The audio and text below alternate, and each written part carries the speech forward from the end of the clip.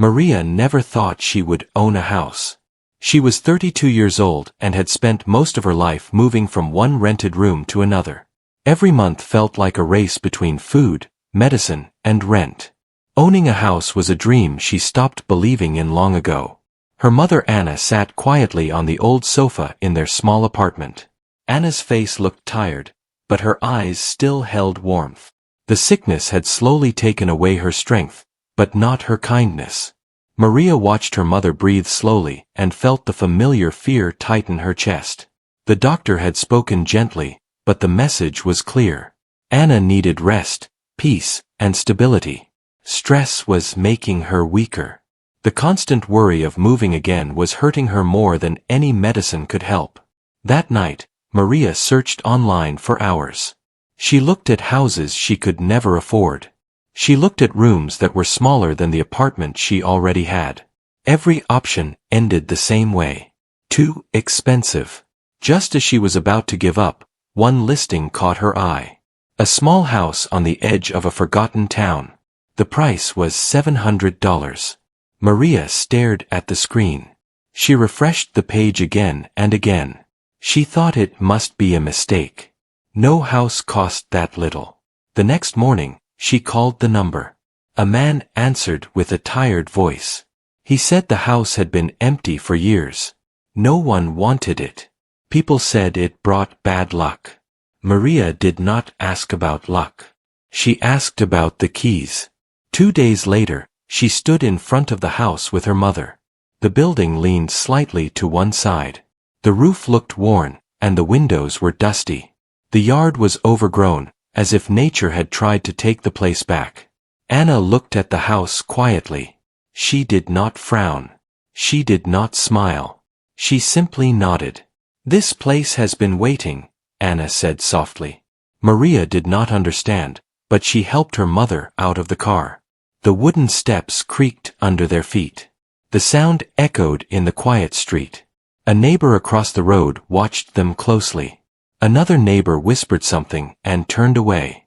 No one waved. Maria unlocked the door.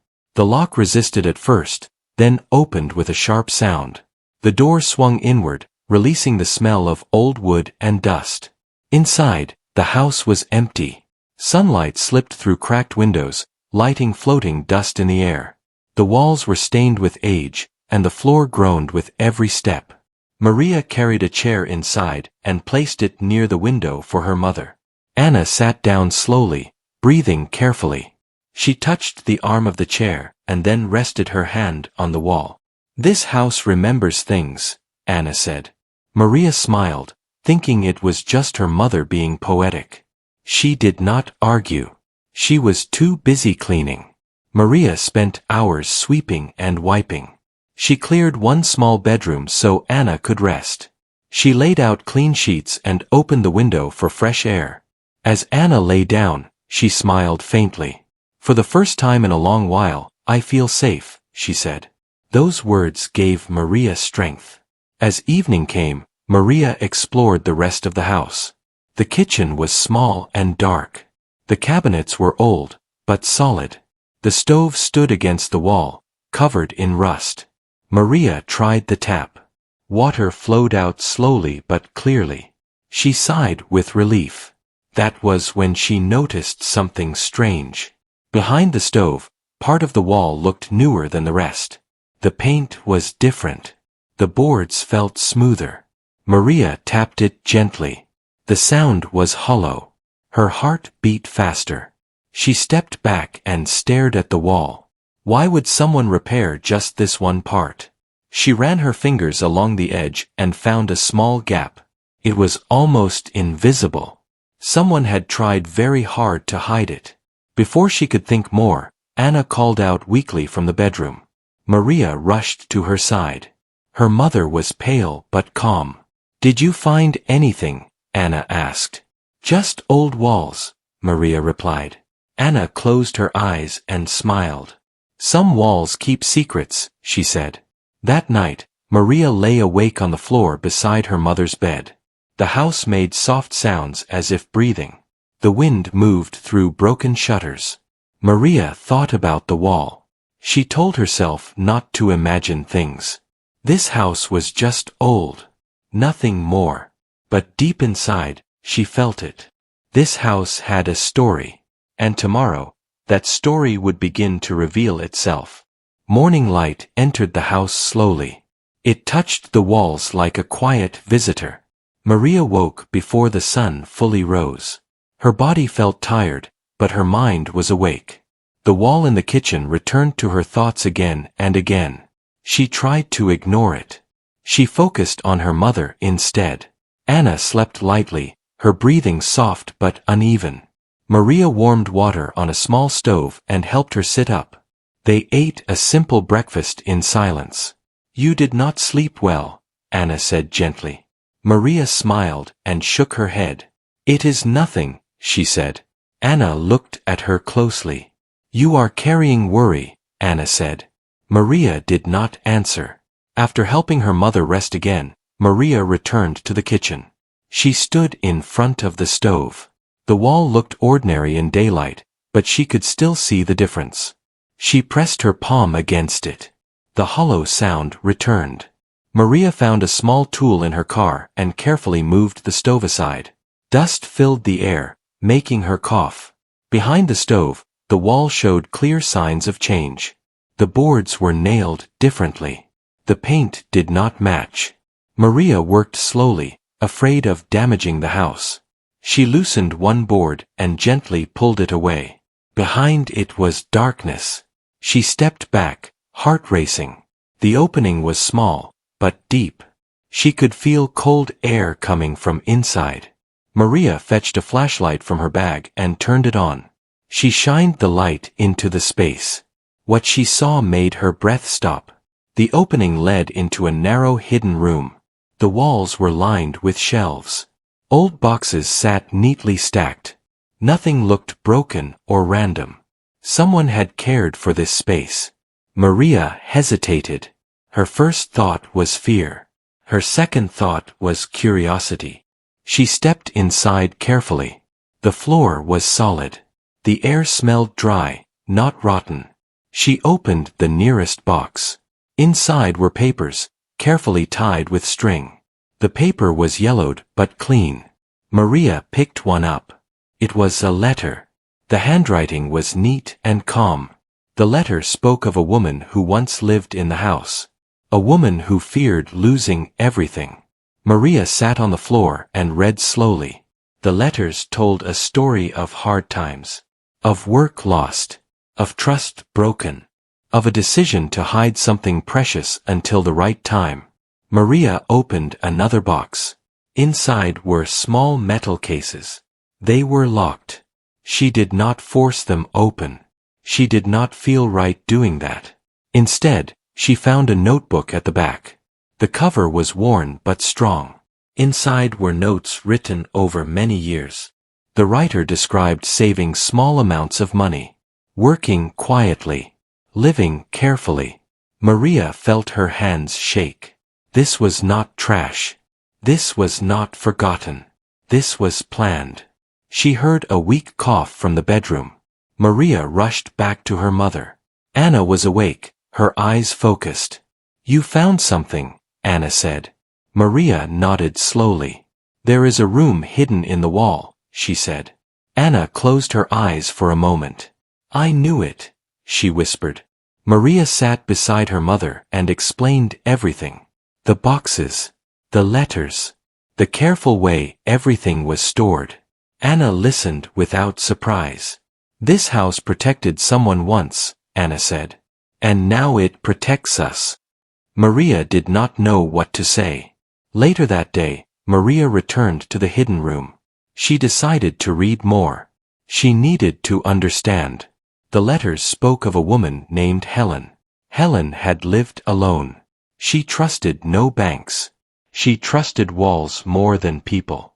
Helen believed one day the house would find the right owner. Maria swallowed hard as she read those words. At the bottom of one letter, a final line stood out. "This is not for me anymore. This is for whoever needs it most." Maria leaned against the wall, overwhelmed. She did not yet know what the metal cases held. But she knew this discovery was not an accident. That evening, Maria noticed neighbors watching again. One older man crossed the road and stopped near the fence. "You should be careful in that house," he said. Maria met his eyes. "Why?" she asked. He hesitated. "People say things were hidden there long ago," he said. Maria thanked him and went inside. That night, Anna asked Maria to bring the notebook. She read slowly, her fingers tracing the words. "This woman waited for the right moment," Anna said. "And maybe that moment is now." Maria looked at her mother and felt a strange calm. For the first time since the sickness began, hope felt real. The house was no longer just shelter. It was a bridge between past and future. But the biggest truth still waited inside those locked cases. And tomorrow, Maria would have to decide whether to open them. The next morning arrived quietly.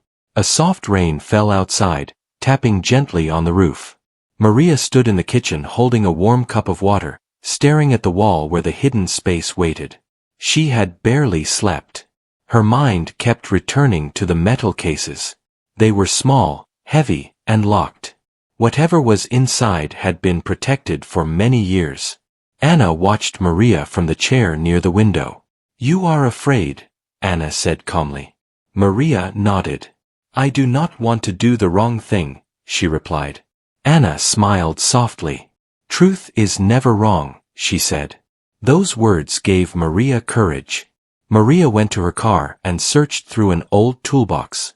She found a small key ring she had once used for a broken cabinet.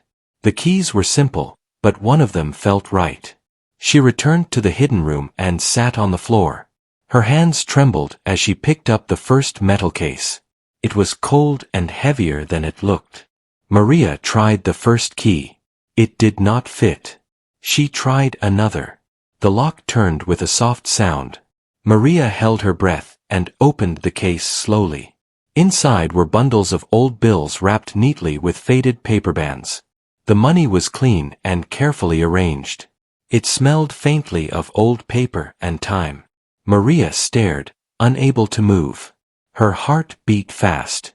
She closed the case gently and leaned back against the wall. This was real. She opened the second case. More money. Saved carefully over many years. The third case held something different. Inside were documents and envelopes. Some were marked with dates from long ago. Maria read slowly. The papers spoke of land sales, small investments, and careful planning. Helen had lived a quiet life, saving every extra dollar. Maria felt tears in her eyes. This was not greed. This was survival. She carried the cases into the living room and placed them on the floor. Anna watched quietly as Maria explained what she had found. Anna did not react with shock. She simply closed her eyes and nodded. "This was meant to be found," Anna said. Maria counted the money slowly over several hours. She did not rush. She wanted to be sure. When she finished, her hands rested on her knees. The amount was more than she had ever imagined. It was enough to clear debts. Enough for treatment. Enough to repair the house. Enough to breathe. Maria covered her face and cried quietly.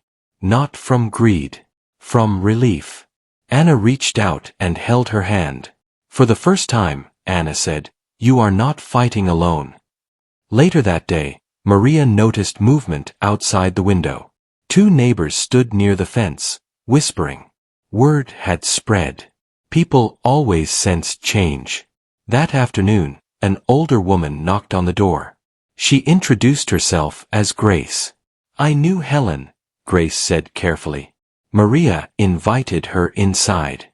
Grace looked around the room and smiled sadly. "She always said the house would choose its people," Grace said. Maria listened as Grace spoke of Helen. A quiet woman. A careful woman. A woman who trusted patience more than promises.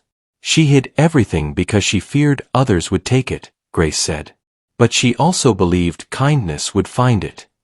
When Grace left, Maria sat alone in the room, thinking. This gift came with responsibility. That evening, Maria made a list. Medical care came first. Repairs came second. Nothing would be wasted. Anna watched her write with pride. "You have learned well," Anna said. As night fell, the rain stopped. The house felt warmer, safer. Maria walked through each room slowly. She no longer saw broken walls or peeling paint. She saw possibility. In the hidden room, Maria placed the remaining documents back carefully. She decided to keep the space protected. Some things deserved respect. She turned off the light and closed the wall again. That night, Maria slept deeply for the first time in months. But peace never lasts forever. The next morning, a letter appeared in the mailbox. There was no return name. Inside was a short message. Some things were never meant to stay hidden forever. Maria read the words twice.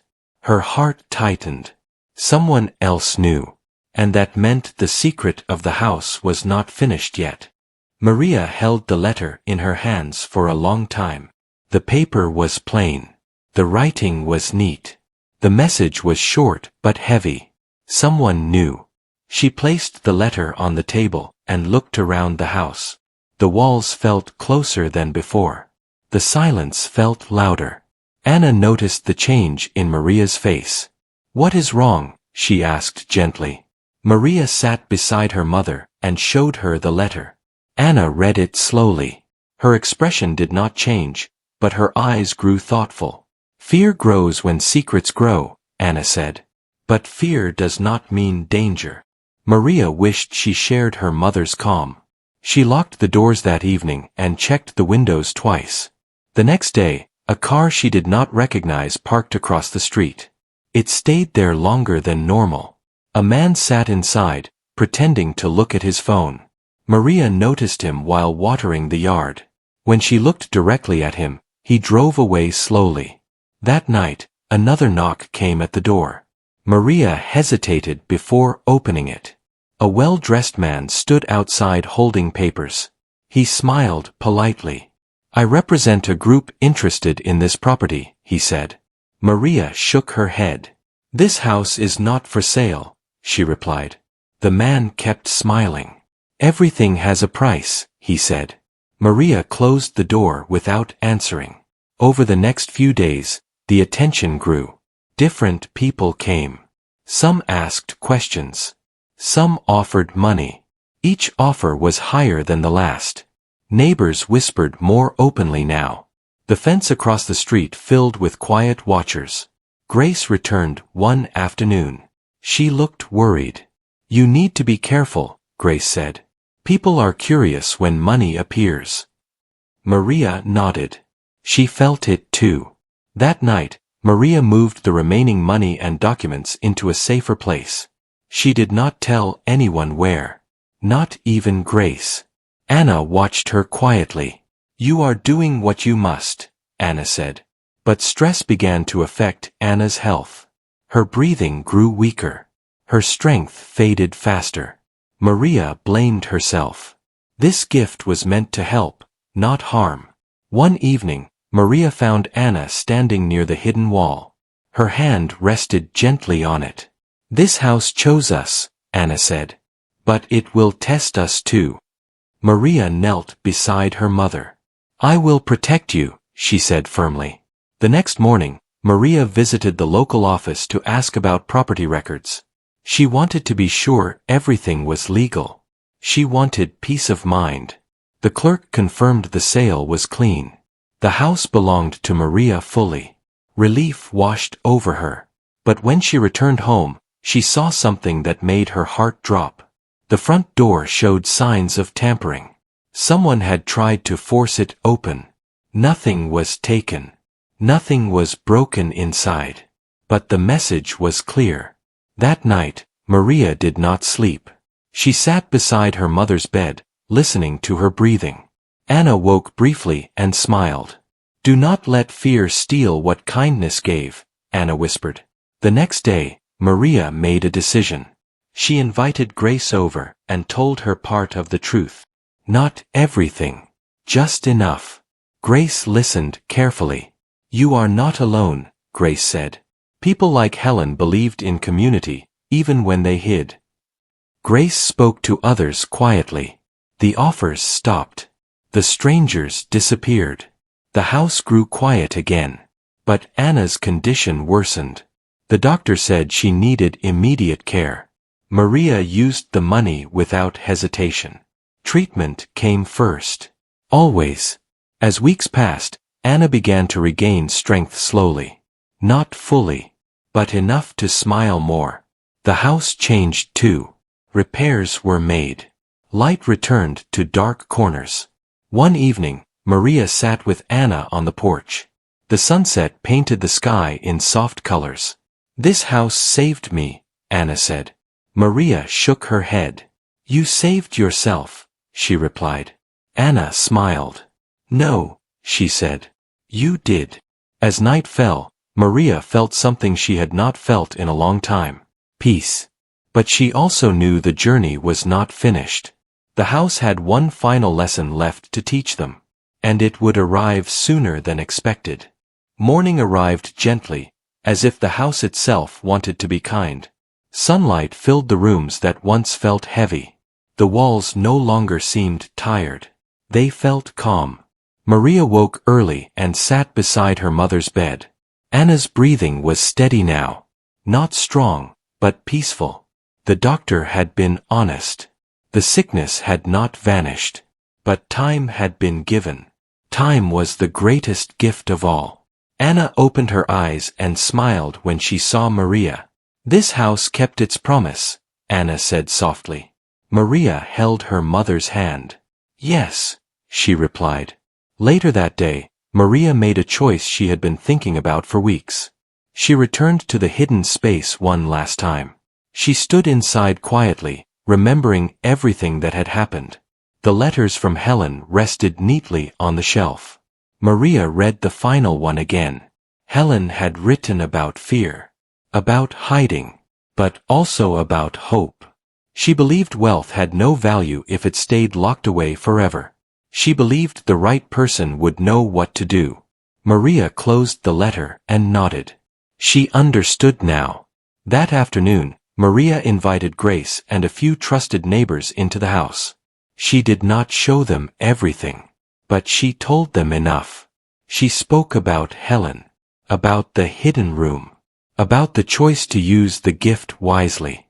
The room was silent when Maria finished. Grace stepped forward first. Helen would be proud, she said. Maria explained her plan. Part of the money would remain for her mother's care. Part would repair the house fully.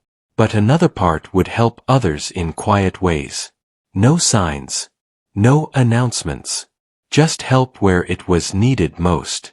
The neighbors agreed to protect the house and its story. Some things deserved silence. As weeks passed, life slowly changed. The house was repaired with care. Fresh paint replaced old stains. Broken windows were fixed. Anna grew stronger day by day. She walked outside again. She laughed more often. One evening, Anna asked Maria to take her to the hidden room. They stood there together. This place held fear for a long time, Anna said. But now it holds peace. Maria closed the wall for the last time. The room had done its work. Months later, spring arrived. Flowers bloomed in the yard that once looked forgotten. Children laughed nearby. The house no longer drew curious eyes. It blended into the street like it always should have. One quiet afternoon, Anna sat on the porch with a blanket around her shoulders. She looked at the sky and smiled. I am not afraid anymore, she said. Maria sat beside her. She realized something important. The house did not save them. Money did not save them. Love did. Time passed gently after that. When Anna's strength finally faded, it was peaceful. She was at home. She was safe. Maria stayed in the house. She honored every promise she made. The hidden room remained sealed. The story remained quiet. And the house, once unwanted, became exactly what it was meant to be. A place where fear ended and hope lived on.